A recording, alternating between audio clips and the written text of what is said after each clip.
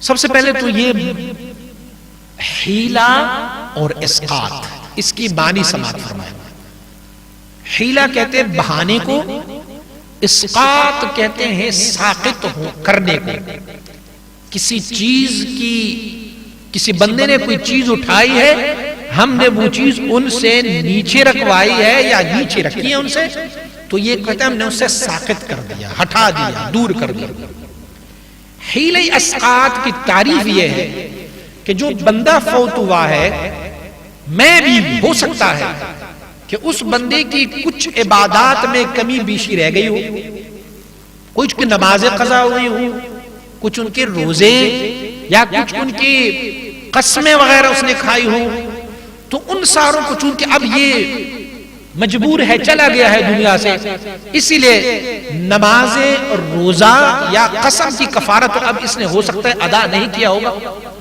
تو اسی لیے شریعت نے ایک بہانہ رکھا ہوا ہے اور استنباط کرتے ہیں کہاں سے؟ استنباط حضرت ایوب علیہ نبی علیہ السلام اور حضرت یوسف علیہ نبی علیہ السلام کی فعل مبارک سے کرتے ہیں۔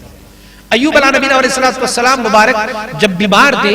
تو آپ ایک خاص مسئلے پر اپنی زوجہ مطہرہ سے ناراض ہوئے، تو جب آپ تکلیف میں تھے، بیمار تھے، تو آپ نے قسم اٹھائی نا اپنی زوجہ کے خلاف کہ میں ٹھیک ہو جاؤں تو میں تجھے 100 لکڑیاں ماروں گا، 100 لکڑیاں ماروں گا، قسم اٹھائی۔ اور تھی وہ عورت بڑی صالحہ، آپ کی زوجہ مبارکہ بڑی صالحہ اور بڑی خدمتگار تھی، تو جب حضرت ایوب علیہ نبی علیہ السلام روح بصحت ہوئی، اللہ کریم نے اسے صحت دی، تو کہا پروردگار میں نے تو قسم اٹھائی ہے کہ میں اس صالحہ کو، اس نیک خاتون کو میں 100 لکڑیاں ماروں، تو رب کائنات نے فرمایا تیری قسم کا ایک طریقہ یہ ہے، چھوٹے چھوٹی لکڑیاں لے اور ایک گٹڑی بنائے 100 لکڑیوں کی، اور اکٹھی ہی ایک وار اس کو دے دے، یہ ایسے گنا جائے گا جیسے آپ نے انہیں 100 لکڑیاں ماری ہوں۔ تو حضرت ایوب علیہ نبی علیہ السلام نے وہ اٹھائی اور 100 لکڑیاں اکٹھی کر کے ایک گٹھا بنایا، گچھا بنایا، اور اس میں سے اپنی زوجہ مطہرہ کو ایک بار بار کر کے ان کے جسم سے لگا دی، تو ان کا وہ قسم کا کفارہ رب کائنات نے پورا فرمایا۔ حضرت یوسف علیہ نبی علیہ السلام تھے اور آپ چاہتے تھے کہ اپنے بھائی بنیامین کو اپنے ساتھ رکھ لیں، تو حیلہ کیا بنایا، بہانہ کیا بنایا؟ آپ نے اپنا وہ کٹورا اپنی ہی ملازمین کو دیا اور فرمایا کہ ان کی سامان میں رکھ لو، بعد میں ہم اعلان کر لیں گے کہ بھئی بادشاہ کا کٹورا گم گیا ہے،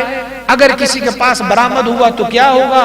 تو انہیں ہاتھ کاٹا جائے گا؟ نہیں، ان کی سزا یہ ہوگی کہ جن کے ساتھ وہ برآمد ہوا وہ بادشاہ کے اختیار میں ہوگا، وہ بادشاہ کا غلام ہوگا، بادشاہ کے پاس ہوگا۔ خود رکھوایا اور بعد میں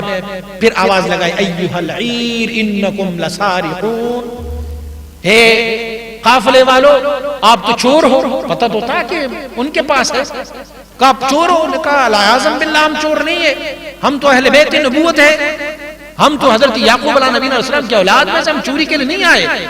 فرمایا ٹھیک ہے نہیں آئے تو ہم تلاشی لیتے ہیں۔ تلاشی لیتے لیتے لیتے سارے قبل وعاء اخیہ،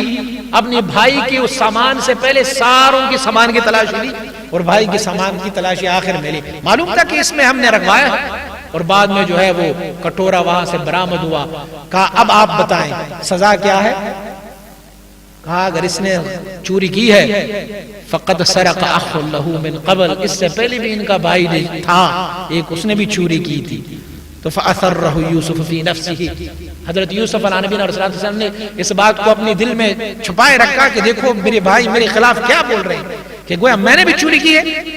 تو یہ حیلہ تھا، بہانہ تھا اپنے بھائی کو اپنے پاس رکھنے کے لیے۔ اسی لیے جائز چیز کی حیلہ جائز ہے اور ناجائز چیز کا حیلہ ناجائز ہوتا ہے۔ تو فقہ نے ایک اصول وضع کیا ہوا ہے کہ ایک بندہ اگر فوت ہو جائے، بدقسمتی سے ہماری بری صغیر پاک و ہند میں آج سے 50 سال پہلے تک یہ حیلہ اسقاط کیا جاتا تھا، لیکن ہم کافی اتنے ہو گئے ہیں کہ شاید ہمیں رب کائنات سے بہت بڑی امید ہے کہ ہم بس بخشے گئے ہیں، یہ فوت ہو گئے تو بس بخشے گئے ہیں، ہم نے اس حیلے کو چھوڑ دیا ہے۔ اب اگر کوئی بندہ اس حیلے کو کرتا بھی ہے تو لوگ اعتراض کرتے ہیں بھئی تم یہ جو کچھ کر رہے ہو یہ تو جناب شاید میت کی مرنے پر، اس بندے کے مرنے پر آپ خوشی منا رہے ہو، آپ تو پیسے تقسیم کر رہے ہو،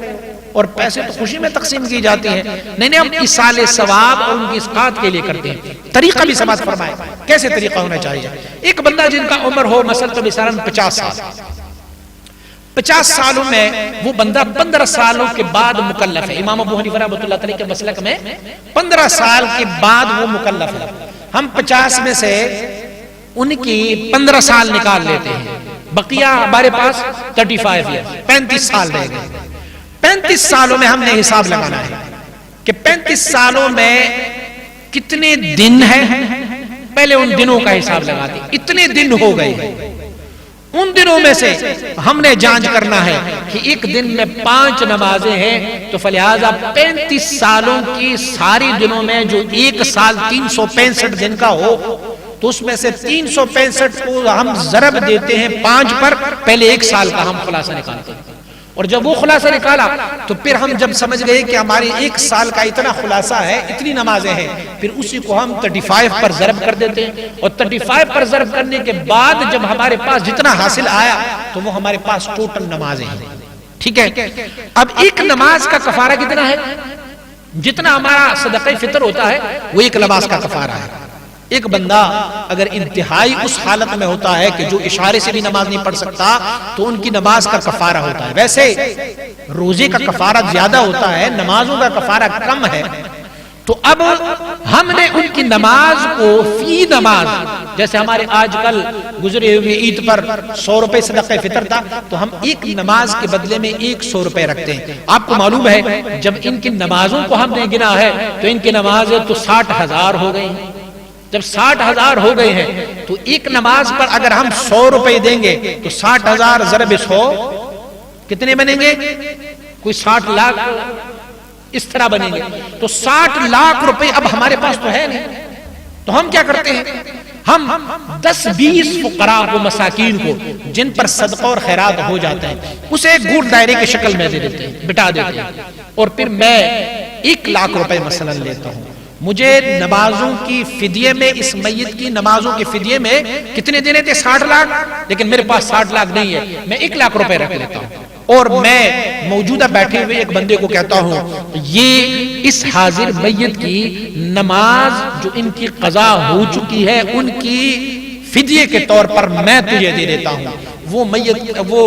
بندہ کہے، مسکین کہے مجھے قبول ہے، میں نے قبول کر لیا ہے۔ اب وہ مسکین پھر اسی بندے کو کہیں کہ میں نے تجھے واپس بخش دی یہ مال میں نے آپ کو واپس بخش دیا۔ جب بخش دیا، اب وہ بندہ اس مال کو دوبارہ ایک اور مسکین کے پاس لے کے جائیں گے، انہیں کہیں گے کہ اس حاضر میت کی نمازوں کی فدیے کے طور پر میں تجھے یہ دے رہا ہوں، آپ قبول کر لیں۔ وہ قبول کر لیں گے، پھر اس کے بعد ان کو کہیں گے کہ میں نے تجھے واپس تحفہ کر دیا۔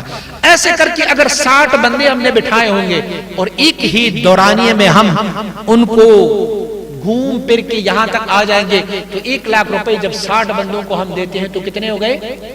60 لاکھ روپے ہو گئے۔ تو بڑی آسانی کے ساتھ ہمیں یہی ملا۔ ہاں، یہ بات ذہن نشین رکھ لیں کہ یہ ملکیت جب آپ نے کسی مسکین کو دیا 1 لاکھ روپے تو، اور مسکین نے کہا ٹھیک ہے جی مجھے قبول ہے، لیکن میں تجھے واپس تحفے میں نہیں دے رہا، سو ان مسکین کی ہو گئی۔ فلہذا آپ کی اس 1 لاکھ روپے کی بدلے میں جو نمازیں تھی اس کا فدیہ تو ہو گیا، لیکن بقیہ فدیہ جو ہے وہ آپ کا نہیں ہوا۔ اسی لیے مساکین اور فقراء کو بھی یہ معلوم تھا کہ اس بندے کو ہم نے رب کائنات کے بارگاہ میں ایک حیلہ بنانا ہے، اسی لیے وہ دوبارہ سے کرتے ہیں۔ اچھا، یوں نمازوں کا ہم کر دیتے ہیں۔ اس کے بعد ہم روزے کی طرف آتے ہیں۔ 35 ایئرز میں ان کے 35 رمضان آتے ہیں۔ ہر رمضان میں 30 روزے ہم گنتے ہیں، اس کو اتنے میں ضرب کر دیں پھر معلوم ہوگا کہ کتنے 35 ایئرز میں ہمیں کتنے روزے ملتے ہیں۔ تو ان سارے روزوں میں سے ہر روزے کا ایک کفارہ،